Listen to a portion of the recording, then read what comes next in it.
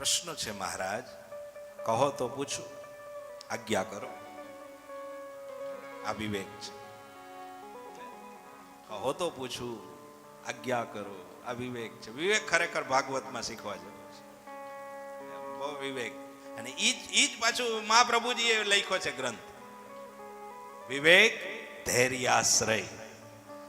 એક એક વાત ઉપર તમે જુઓ, વિવેક ધૈર્યાશ્રય એટલે એમાં ત્રણ છે પાછા: વિવેક, ધૈર્ય અને આશ્રય.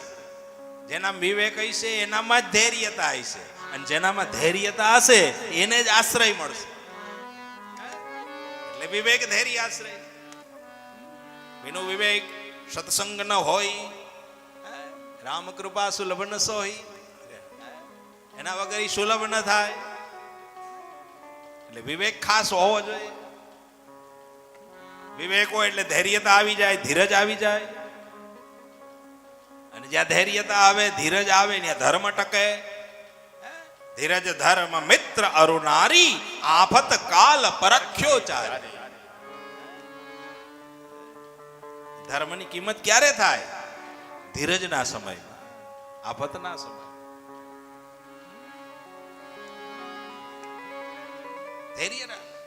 ધૈર્ય એટલે સ્થિરતા, ધીરતા, ધીરજ.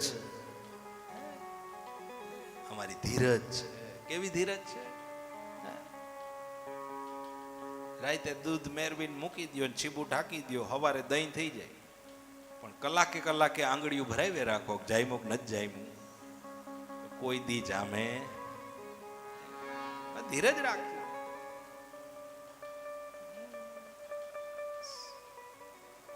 ધીરજ ધર્મ મિત્ર અરુણારી, આફત કાલ પરખ્યો ચારી.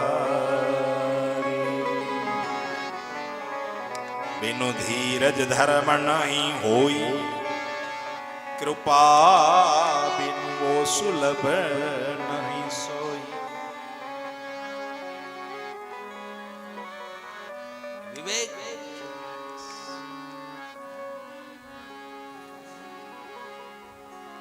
વિવેક દર્શાવ્યો યુધિષ્ઠિરે. ભીષ્મએ કહ્યું, મહારાજ આપ કહો તો પ્રશ્ન પૂછું. હા મહારાજ.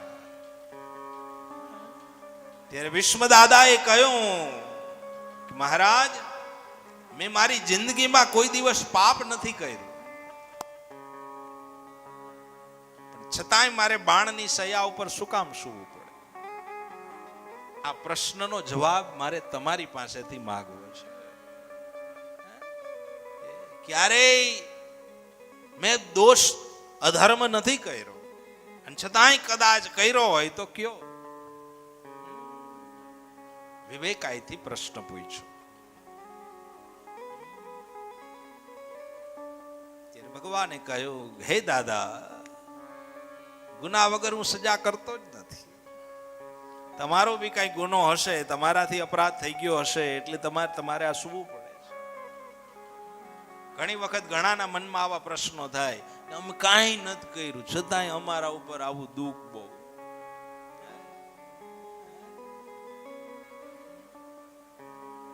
ક્યાંક કોક એકાઉન્ટમાં રહી ગયું હોય બાકી. ગયા જન્મનું બી હોય, ગત જન્મનું બી હોઈ શકે. આ જન્મમાં ન કર્યું હોય, પણ ગત જન્મમાં બી થયું હોય.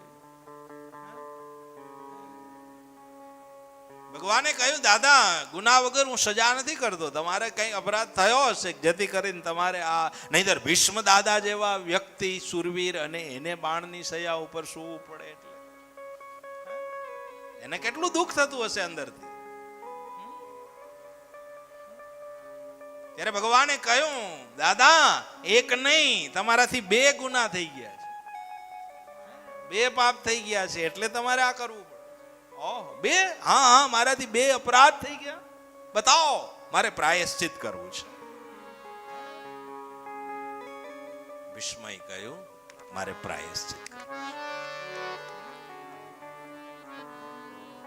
ત્યારે ભગવાને કહ્યું, સાંભળી લ્યો દાદા, પહેલો ગુનો એ થયો કે કુરુક્ષેત્રના યુદ્ધ પહેલા હસ્તિનાપુરના રાજમાં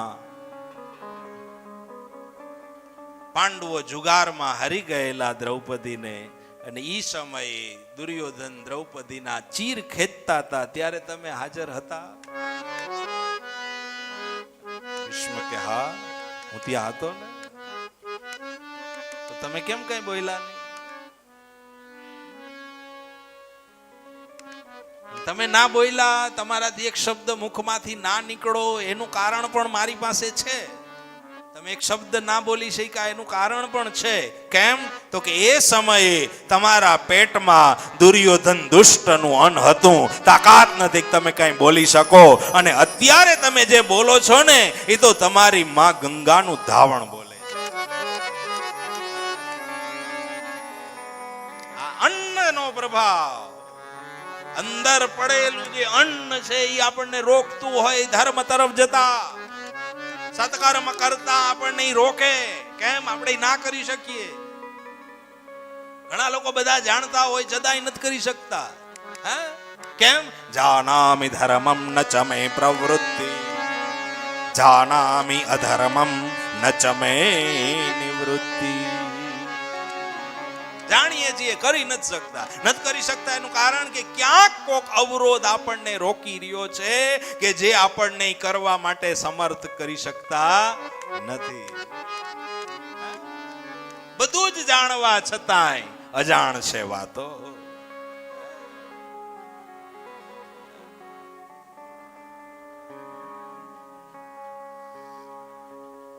કયું મહારાજ? અત્યારે જે તમે બોલો છો ને, તમે કહો છો ને કે મારે પ્રાયશ્ચિત કરવું છે, આ પ્રાયશ્ચિત કરવાનો જો વિચાર આવ્યો હોય ને, તો એ અન્નના પ્રભાવથી નહીં, એ તો તમારી માં ગંગાના તાકાત. અને જે અન્ન હતું ને, એ તો લોહી હતું. એ લોહી તો અર્જુનના બાણ વડે બધું મેદાનમાં વહી ગયું.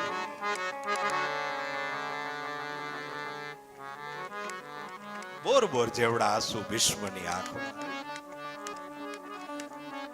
ભીષ્મ દાદાએ કહ્યું, પ્રભુ ક્ષમા કરજો, મારાથી ભૂલ થઈ, અપરાધ થયો.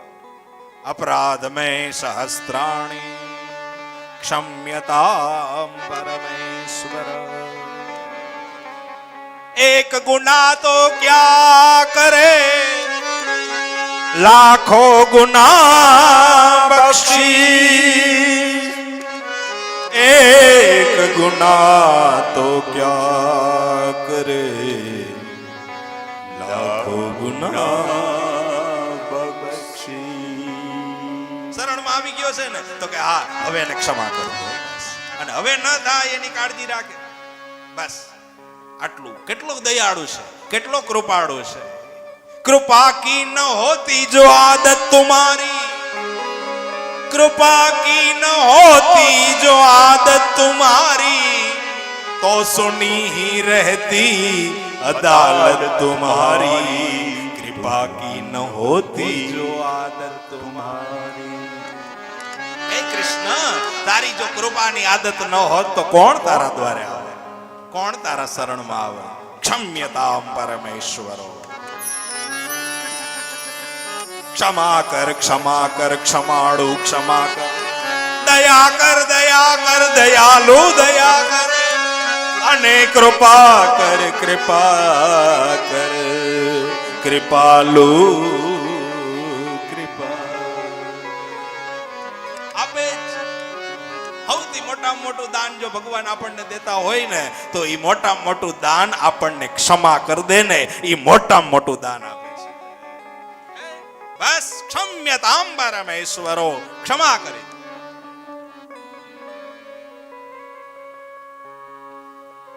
ना भूल ना होती, ना गति ना होती,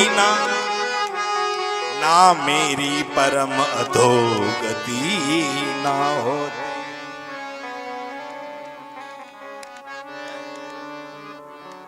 આપી દે છે, આપી દીધું. કોને આપ્યું? પહેલું જ દાખલો તમે જુઓ, ભીષ્મ પિતામહને આપી દીધું. જાઓ, ક્ષમા કરી દઉં છું, હું તમને આપું છું.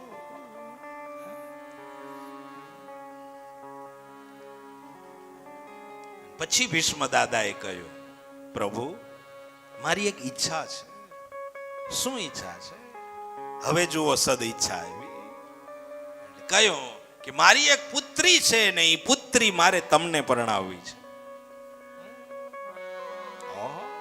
દાદા તમારે દીકરી? આપણને એમ થાય કે પ્રભુને ભીષ્મ પિતામહને દીકરી હતી.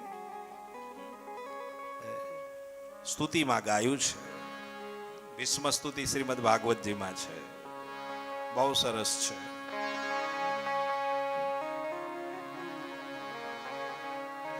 ઇતિ મતિરૂપકલ્પિતા વિતૃષ્ણા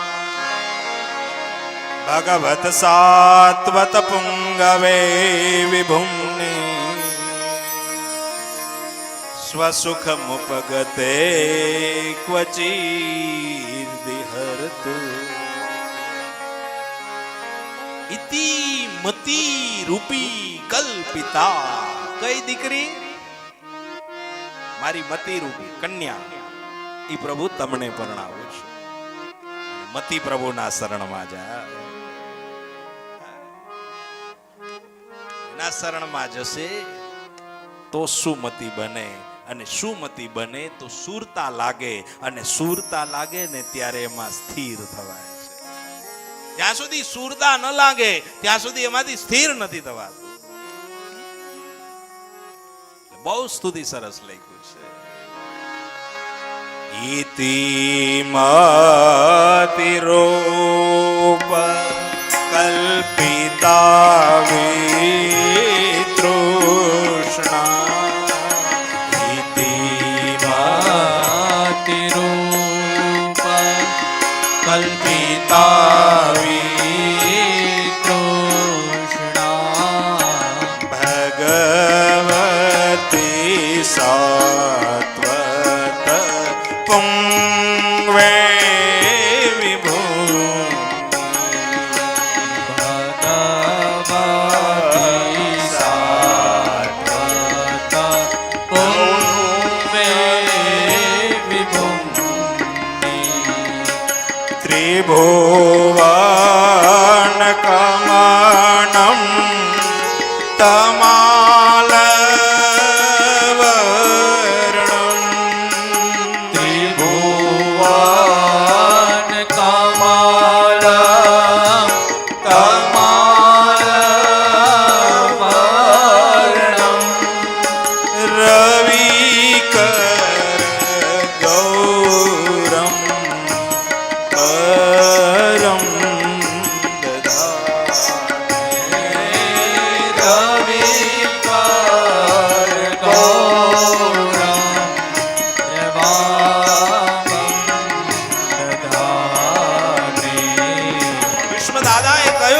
મતિ સુમતિ બને અને સુમતિ સુરતા બની તમારામાં લાગી જાય.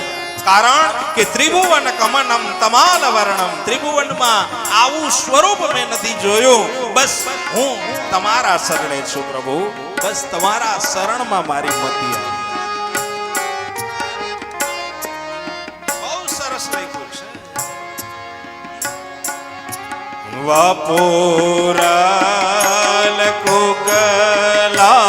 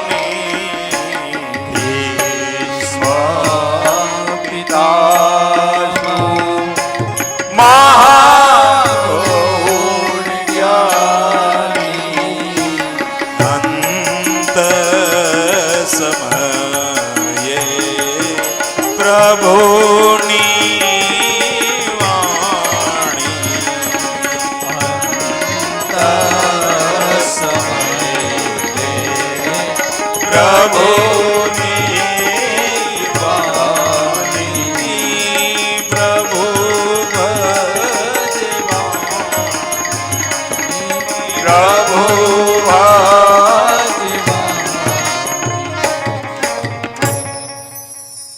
અંત સમય મતીને પ્રભુના શરણમાં જાઓ. આ તો અંત સમયે મતી તો ત્યારે જ જાય કે જે પહેલેથી હોય તો. પહેલેથી જ ત્યાં મતી ના હોય તો અંત સમયે બી જવાની